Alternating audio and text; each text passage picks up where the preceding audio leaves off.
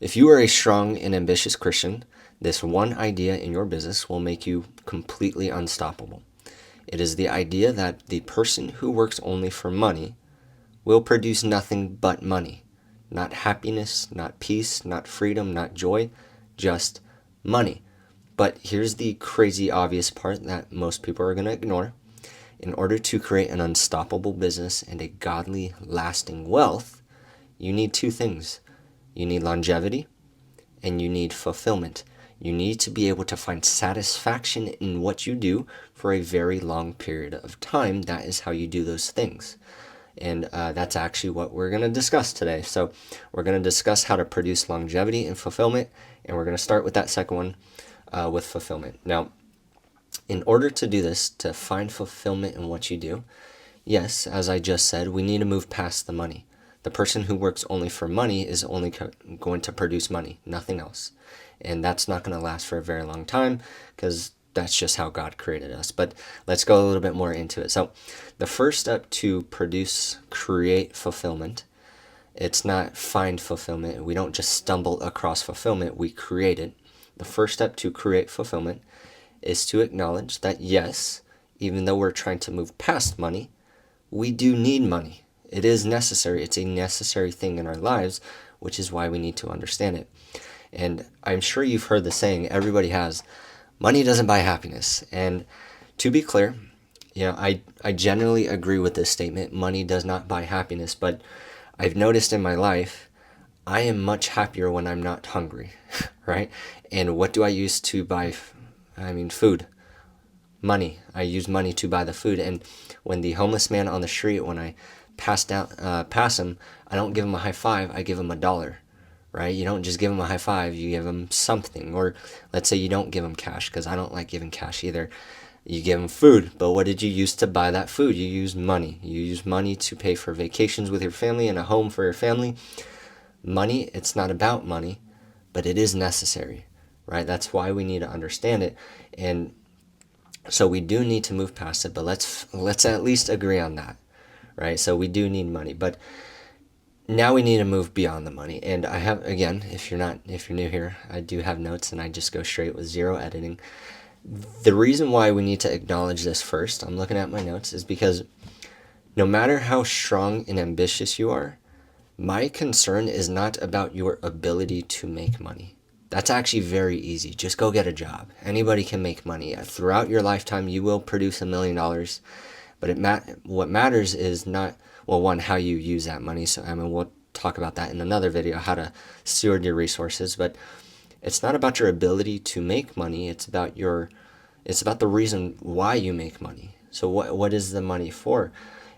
Because if it's about money, then yeah, just go get a job. Otherwise, to start a business, what's the point of starting a business, taking on all this risk if getting a job doesn't have any risk? You could go do that. The reason why you need to understand why is because it's not just money. And if you want to produce something great, you need to move beyond the money. And I feel like I'm repeating myself, so let's move on. Let me give you an example. So the best example I can give you is the story of Solomon. I draw a lot of influence and just inspiration from the story of Solomon. And for this specific example, we're going to go to 1 Kings chapter 10. And in this chapter, it's literally just a chapter telling us how wealthy Solomon was and actually how he built his wealth. If you don't know, he was pretty much a consultant for other kings and queens, and they paid him very well for it, which is why they produced that much wealth. But there was a purpose to the wealth. The reason Solomon was blessed by wealth with God, so when God came to Solomon in his dream and said, ask me for anything and I will give it to you, Solomon asked for wisdom to take care of God's people. He was not equipped for the job, so he needed wisdom to do it. And God said, because you didn't ask for wealth and fame, I'm going to give you the wisdom you asked for, but I'm also going to give you the things you did not ask for, which was wealth and fame. But there was always a purpose. It's to take care of God's people. The wisdom was to take care of God's people. The wealth, to take care of God's people. Okay. And it literally tells us in 1 Kings chapter 10, Solomon's people were so wealthy. He did so well at taking care of God's people that his people, his kingdom was so wealthy, they stopped counting silver. They just had so much of it, they just stopped counting it. It says silver was so plentiful during Solomon's reign that they treated it as common stone. So that's like saying you and I walking outside right now, picking up a random rock. For them, they were just picking up silver. That's how much they had. And there's an interesting thing about this, because most people don't understand what money is. Money is simply an expression of value. And the thing with earthly wealth, why we need to move, or earthly money, why we need to move beyond the money, is because in this specific scenario, obviously they were doing well, they were loving life, but the more silver they had, the less valuable it became.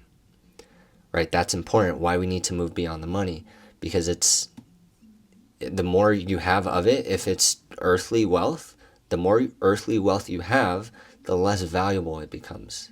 That's inflation. Where do we get inflation? The more money they print, the less value my dollar has. That's what inflation is. And so when it comes to all of this moving beyond the money, if money is just an expression of value, even if no matter what form it comes, for Solomon, it tells us that the kings and queens wouldn't just pay in gold and silver, they would also pay him in timber and horses and cattle, all these different things. That was form of money. If you want to find fulfillment, we need to move beyond the money. But now all you have to do is be of value to people, because money is just an expression of value. And if you're just valuable to other people, you provide them with a great service, not only are you going to find fulfillment, money is just naturally going to flow to you. And I mean, that's a very powerful thing. So here, let me bring it all together. I'm kind of all over the place. I only have like 20 minutes, and we're only doing one take. All right, so let me know how I'm doing in the comments. But with this in mind, if money is an expression of value, and we need to move beyond the value, this is a very powerful thing, and I don't know if I'm doing the best job at delivering it. But now all we need to do is let your wealth and your accumulation of money be a byproduct of the value that you bring to other people. Take care of other people, do it well, and money will just flow to you. That's a very fulfilling thing. You don't even have to worry about money now. Now you're financially free. That's the definition of financial freedom. You don't need to worry about your finances. You are now financially free. You don't have to worry about any of it because you're just bringing value. And this brings up a very important question. I get it all the time on my live streams that I do. If you haven't been to one of those, come check it out. But this brings up a very important question. To provide the best value, if you want to be unstoppable and just produce a ton of like a godly amount of wealth, and also godly in the way that it's meant to take care of your people, but if to provide the best value, should you just follow your passions? Is that the best way to find value? Or to provide value? Should you just pursue your passions? And let me put it this way. Money will never give you a burning white hot desire to win. It just won't. It's not going to. Money is just money. We can go get a job. That everybody knows that in the back of their mind. So it's never going to give you a reason to win when things are looking tough. Okay. I'm going to argue, just like money won't do that for you, neither will your passions. And I'm going to back it up. Neither will your passions. Because let me put it this way. I love playing volleyball, but I'm not going to go out and dedicate my life to volleyball, because the way that I contribute to the world, I can provide a ton more value by making simple videos like this and working with clients day to day on just every single day, working with a ton of people and helping them get whatever they need to get done, just get it in order. That's a great contribution. I personally don't see a way to do that with volleyball, even though I'm passionate about playing the sport, right? No doctor is passionate about medicine. They're passionate about helping people. And, well, let's be real, they're probably very passionate about the amount of things a doctor's salary can afford them, right? It's not about passion. It's about your contribution.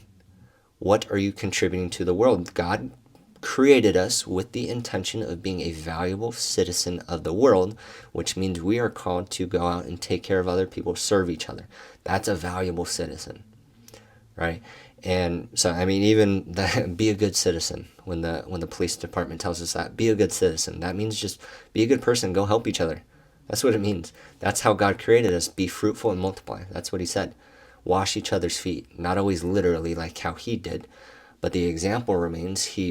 Because Jesus saw, and now this is not the Solomon story anymore, because at the Last Supper, when Jesus saw, he realized he had all this authority. That is why he washed people's feet. Because he had the authority, it's a cause and effect. That is why he served people. Because he had the authority. Because he knew what he was doing. It's a cause and effect. I am passionate about finance and numbers and business, not because I love numbers, but because I see the results and the contribution it provides to the world. I am passionate because of my contribution. It is a cause and effect. You may be passionate about food. I love food too, but that doesn't necessarily mean your greatest contribution to the world is to become a chef. Maybe it is. I don't know. Maybe it is, but that's between you and God, I guess. You need to figure out what is the contribution. And my contribution is a service to families and professionals, and that's why I'm passionate. I see what it's done. I've seen money tear families apart. I've also seen it mend them together. Finances is one of the leading causes for divorce, which is why I do it. So you see what I'm talking about. Yes, I help people with finance, and most people don't see it that way. I help families that's how I help families stay together. That's what I'm doing. My passion wasn't numbers. My passion was my contribution. I really hope that makes sense. Because now your contribution, it goes beyond money, and that's where you're going to find fulfillment. Being able to help people without having to worry about the money because you just love doing it. You're passionate about your contribution. Okay. And if you can really hone in on this, I mean, this is what I help people do on a daily basis. If you don't want to do this on your own, you are very welcome to fill out an application to come meet with me or somebody on my team. That's always there for you. But really, you just got to hone in on what is your God-given mission. And it's going to take some thought. It really is. I use ChatGPT to help me really clarify this. It's a great tool. You should use it. I was really trying to think, like, what is my contribution? Actually writing this video, I was like, well, hold on, let me get very clear on this for myself. My contribution to the world, I am equipping children of the King to embody their royalty. What that means is you are a son, you are a daughter of the King. You are royalty. You need to understand it and understand how your resources are going to be used, stewarded to help yourself and other people. That's what I help people do. Okay, and not everybody sees finance that deeply, but I do. Okay, now that's how you find fulfillment. Get clear and then get even clearer. That's how you do it. But now let's move into the longevity part of it, because yes, we can be happy with what we do, but how do we actually produce something from it? So I'm actually going to give you some action steps, because even with fulfillment, doing something for a very long period of time, burnout is real. For me, I love volleyball. I've been playing. I probably haven't stopped playing since I was in high school, but even I've been burnt out sometimes. I have, because preventing what these action steps are going to do to produce longevity, you're going to prevent burnout. But just like money is necessary, even though it doesn't buy happiness, burnout is inevitable. So we're trying to prevent burnout, but at the same time, sooner or later, you will reach there. And we know we need to understand how to get our drive back when that does happen, because it will happen. There's nothing wrong with it, but we need to understand how to get back up. And that's what these action steps are going to do. Now, a lot of these steps that I'm going to give, I'm not going to take credit for all these. A lot of this I got from Brendon Burchard. He's on YouTube. He's the motivational speaker, and I was listening to him at one of our company events in Vegas, and this is what he was talking about. How do you get back up when you've been knocked down so hard and you don't want to get back up? Like, it's not even you can't, it's just I don't want to get back up and continue fighting. Here's what you do. Sometimes you are not enough, right? Money is not enough. You alone are not enough sometimes. You need to find somebody else or something else to fight for on your journey. I always like to use this as an example. I'm sure I've said this in a video. I'm sure I have. it's always interesting to see that I will work with families, get their finances in order, and they will refuse to save $500 a month for themselves, even though they know it's going to be good, but they won't hesitate to spend $5,000 on their dogs, right, for a surgery because they saw he had a limp, right? It was a dog, he was faking, but they're willing to drop $5,000 without in the blink of an eye, because that's how we're created. We are social beings. God created us to be fruitful and multiply and serve each other. That's how he created us. I can't explain it better than that. Maybe in another video I'll be able to articulate it a little bit better, but that's how he created us. And the last thing that you want to do, you need to look at yourself. Really look. I'm kind of joking around with like the dog stuff, but it's the idea, I won't do it for me, but I'll do it for you. That's where you need to get to. Because the last thing you want to see when you get to the end of your life is that your inaction, your procrastination, is the cause of your family's pain. That is the last thing you want to see. That's the last thing you want to see. That I'm going to say it again. Write this down. Your inaction, the last thing you want to see is that your inaction is the cause of your family's pain. So for the days where you don't feel like getting up and working, remember that. It's not always about you. I won't do it for me, but I'll do it for you. Let me get back up and work. And this is where your motivation should come from. I don't always feel like waking up at 7 a.m. and getting straight to work. I don't. But I know where I'm headed. And I can't let my temporary sleepiness decide the rest of my life, my family's pain. That it needs to be that serious. It needs to become a psychological necessity that you need to win.